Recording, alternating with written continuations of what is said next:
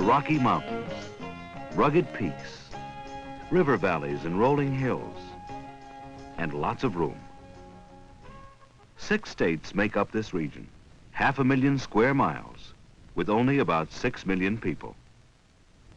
The Rockies form the Continental Divide, separating the rivers that flow east and south into the Gulf of Mexico or the Atlantic Ocean from those that flow westward into the Pacific Ocean.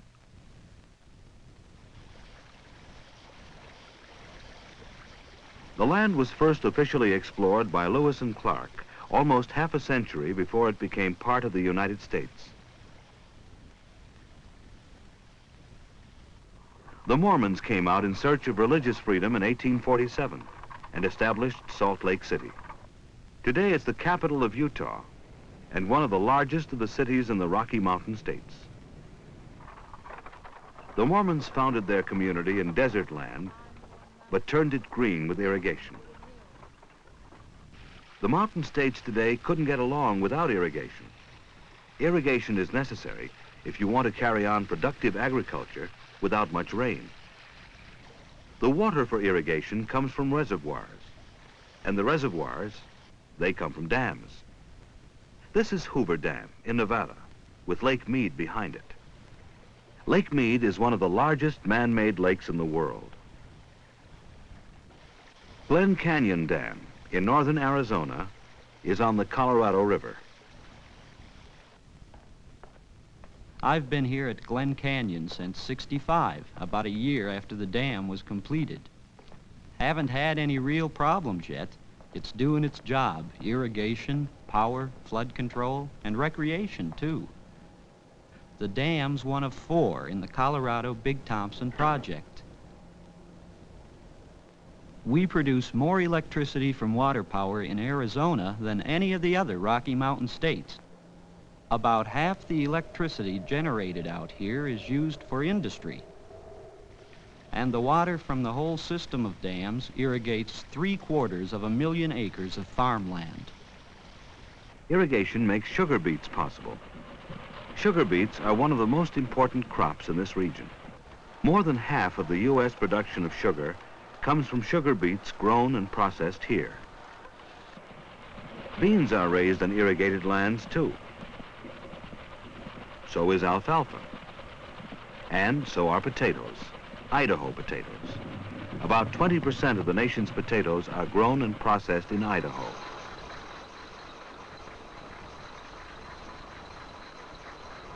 But some crops don't need as much water as potatoes.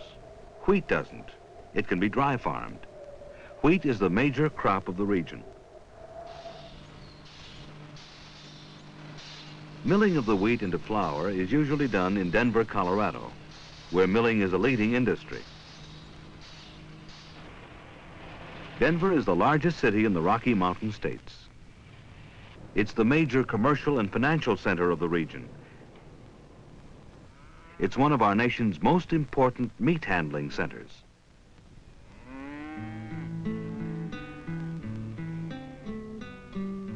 The importance of the Rocky Mountain states in the meat industry began back in the 1800s. Texas cattlemen drove herds of longhorn cattle into the region. The sheepmen came too.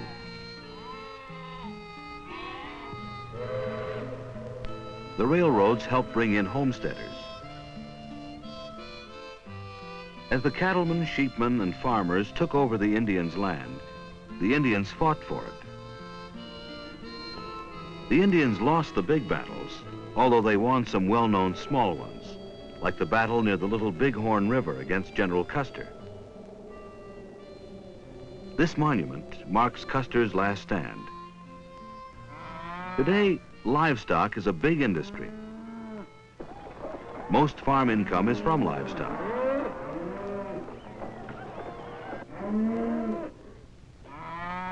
Dairy products are also a big part of farm income. Sheep thrive in drier regions. Most of the wool is sent east to textile centers in Pennsylvania and Massachusetts. Cattle are fattened in feedlots before being shipped to stockyards for slaughter. Being a federal meat inspector means I check meat, and I check the whole operation for sanitation.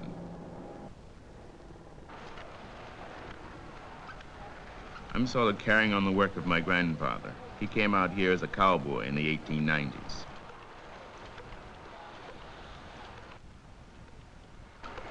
He rode herd on cattle, meat on the hoof. I do too, but mine is meat off the hoof. Lots of meat packing work in Denver. Although Denver is a meat handling center today, it was founded during the Pikes Peak Gold Rush of 1858. The expression Pikes Peak or bust entered our language then. Discoveries of gold and silver attracted many fortune hunters. Mining towns suddenly came into being and just as quickly died. Today, small prospecting for gold and silver is over, but the big mining operations still go on. There's silver in Idaho, copper and gold in Montana, molybdenum and uranium in Colorado. The Rockies are rich in metals.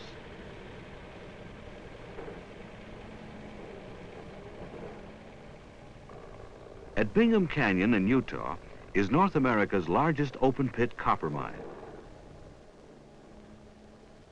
Smelting of the ores into their metals is a big industry in the Rocky Mountain states. By the time the copper ore gets to me, most of the waste rock is gone. The idea of smelting is to get rid of the impurities that are left in the copper. We can get copper about 99.9% pure here. About a quarter of the world's copper comes from the U.S. We're the largest copper-producing country in the world. Most U.S. copper comes from around here, Utah and Arizona, more than 1 million tons a year. I sort of grew up in the industry. My dad worked here, and my son's studying metallurgy at the Colorado School of Mines. I expect he'll be a copperman, too. Materials important in construction are also found in the mountain states.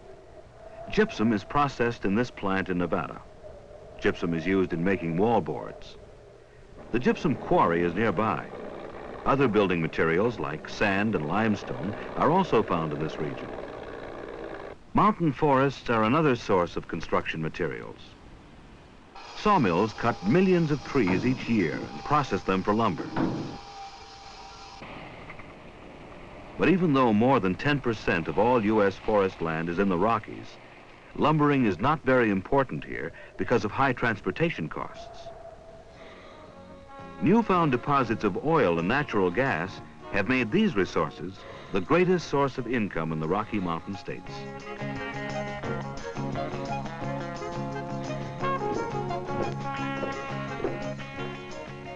This rig is in an oil field in eastern Montana.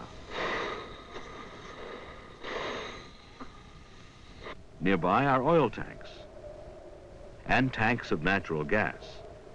The new discoveries in the Rocky Mountain states have created refining industries. But something that's been known about for a long time will have an even greater impact on the region. People usually call this oil shale, but geologists call it marlstone. When you crush the rock and heat it, a material it contains, called kerogen, breaks down into oil, shale oil. We're sitting on a mountain of oil in Colorado. We know where it is. It's all mapped. We just have to reduce the cost of processing it. Environmentalists worry about what a shale oil industry will do to the landscape. The beauty of the land is one of the main reasons that the Rocky Mountain states attract millions of tourists each year.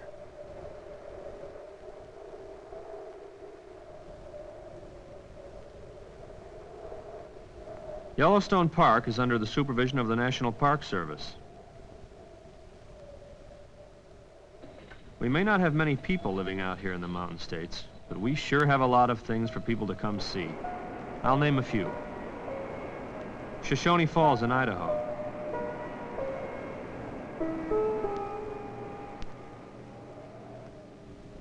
The Grand Tetons. They rise from a level plain at Jackson Hole, Wyoming.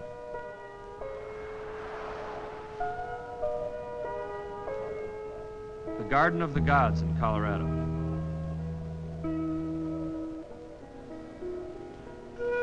Bryce Canyon, Utah.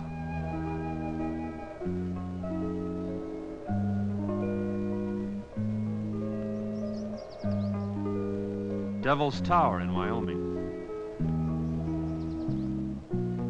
There are Indian cliff dwellings at Mesa Verde in Colorado, over 1,000 years old. You can watch a glacier creep down a mountainside at Glacier National Park in Montana, or see skiers come down a lot faster at mountain resorts.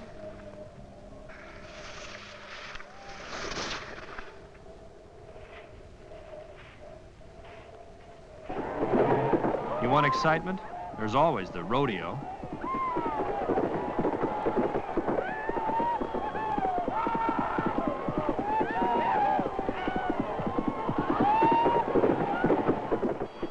Peace and tranquility? That's here too. Being a park ranger really suits me. I like the outdoors, I like working in remote places like this, and I love Yellowstone Park.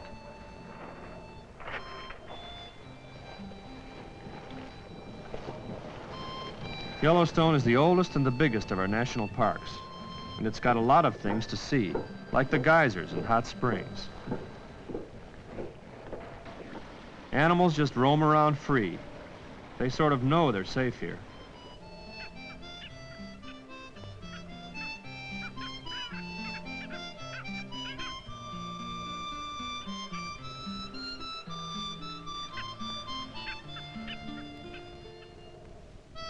Tourists really love the snow bus. Part of my job is working with tourists, being a guide or just giving advice. But most of the time, I'm on my own in this fantastic wilderness. I've been here 2 years, and I still haven't gotten over these truly magnificent works of nature.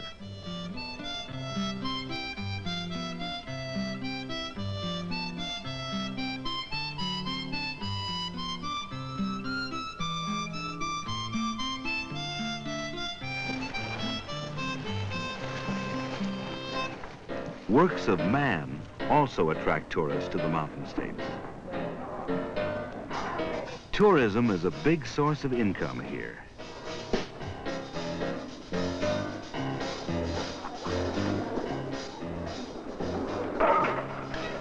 One problem in the region is high transportation costs. And there are other problems. More irrigation is needed in the arid land. Mineral resources lie undeveloped under the mountains and deserts. The reason shows up in population signs. Many small towns, and not many big ones, mean there aren't enough people to do the work. But things are changing. New roads like the Lewis and Clark Highway are providing better trade routes. Huge irrigation projects are being built. Industries are diversifying. The lumber industry is beginning to manufacture wooden products. The availability of jobs with the government and government-related activities has brought many people out here.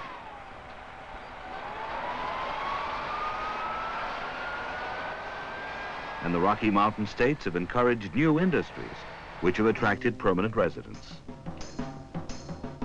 It's a big area with big opportunities. This region of changing frontier land.